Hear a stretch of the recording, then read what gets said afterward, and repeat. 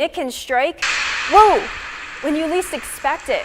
Lightning is caused by the buildup and release of electrical energy. It's Allendale, Screven, and Jenkins County as well, where we have to watch for these brief spin-up tornadoes. That's what tends to happen in these outer rain bands from these systems. And this is the leading edge here of this line, and that's where the winds are going to be the strongest. So once again, 60 to 70 miles per hour possible. But also, Tim, I'd say that center of circulation is already headed towards some of our southeastern counties, if you could even call it that. That center is definitely becoming more disorganized now that it's a tropical storm. Yeah, it sure is. Across the CSRA, now that we're into mid-November, you'll really see that vibrancy in our leaves. But 10 to 15 feet of surge around the Big Bend, say anywhere from Carabel down to Cedar Key. Very significant life-threatening surge there. I was just in New Jersey, in Atlantic City, a month ago, and I didn't get a funnel cake. So that is my main goal tonight, is to get my funnel cake. This is the El Nino setup that we've been dealing with over the last couple of months.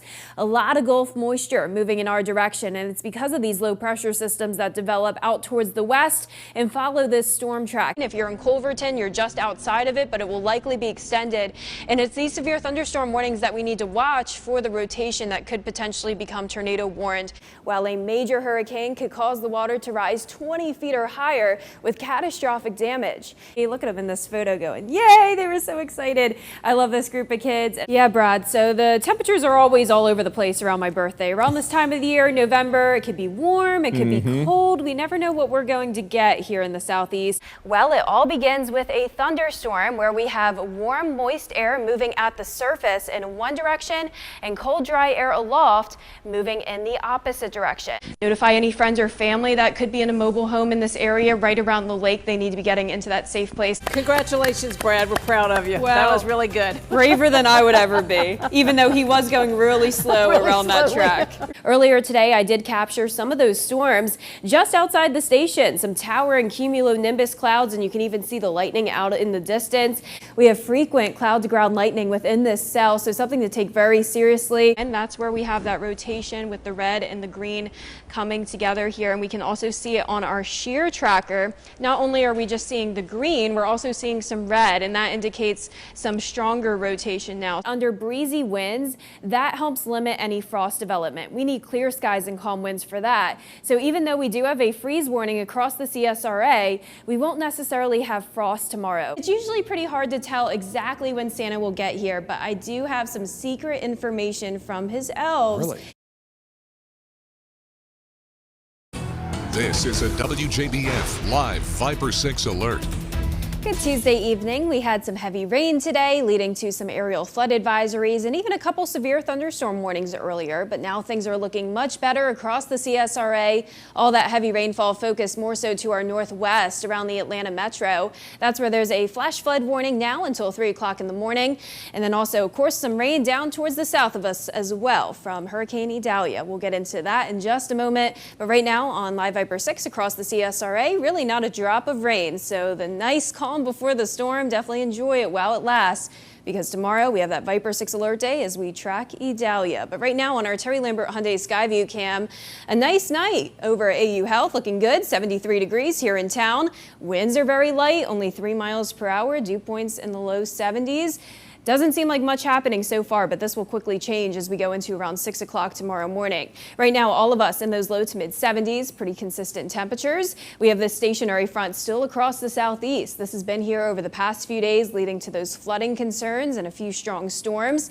This will not become our main focus, though, starting tomorrow. That becomes Idalia. Right now, it is a Category 2 hurricane, winds at 110 miles per hour. That's just 1 mile per hour shy of Category 3 strength, which, of course, is a major hurricane. So Idalia is still rapidly strengthening as it moves off towards the north at a pretty fast rate of 18 miles per hour. Right now, the strongest rain band is impacting the Tampa Bay area. You can see that right now coming through, some very heavy rain, strong storms, and of course the storm surge as well. That's an issue pretty much across the entire western coast of Florida and even into our area across South Carolina and Georgia. That's where the surge could reach 6 feet, but it's this area here. This is the Big Bend of Florida where surge could possibly reach 10 to 15 feet, so very destructive and definitely not a good situation for our friends down there around the Cedar Key area, all along the Big Bend. So here's the latest track as of the 10 p.m. advisory. It is expected to reach 115-mile-per-hour winds as we go into the overnight hours,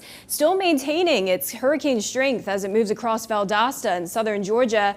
Then it travels along the Georgia and South Carolina coastline as a tropical storm, and it is continuing to take more so a westward track, which means more impacts to the CSRA. So let's get right into it. Here's 11 o'clock tonight. There's Idalia headed towards the Big Bend. This will make landfall early Wednesday morning in Florida, then move into Georgia. And that's when we'll see those rain bands on and off throughout the day. Some periods of heavy rain, some periods of lighter rain, and also the gusty winds pretty much all day long. Then the stationary front will steer Idalia out to sea. This will no longer be an issue for us as we go into Thursday. So let's bring it closer to home. 5 o'clock in the morning on Wednesday. Cloudy start, then those outer rain bands begin to move in, moving south towards the north. 8 a.m. widespread rain for everyone, and those heavy bands coming through at times. So you'll get some heavy rain at times, some strong storms, then a bit of a break, and then it continues. So this goes on and off throughout the entire day on Wednesday. This is 6 o'clock in the evening, becoming very heavy, especially for our southeastern counties as that eye moves just to the east of us. So it's the center of it, very close to the CSRA. But by 4 a.m. Thursday morning, headed out the door for work, things will be much better, but definitely be aware there could be a lot of trees down, power outages, and definitely flooding. That's one of our biggest concerns here. So there is a tropical storm watch for Washington all the way over into Barnwell County, tropical storm warning for our far southern line counties, and a widespread aerial flood watch for everyone. I'm expecting a widespread 4 to 8 inches of rain in isolated locations reaching 10 inches. Here's the breakdown. Our northern counties not looking as bad. Central counties showing around 2 to 6 inches of rain, wind gusts from 40 to 60 miles per hour. The possibility of an isolated tornado as well. And then for our southern counties, 6 to 10 inches of rain, a few tornadoes possible. But then after this, Brad, things are looking much better. Viper 6 alert day for just tomorrow.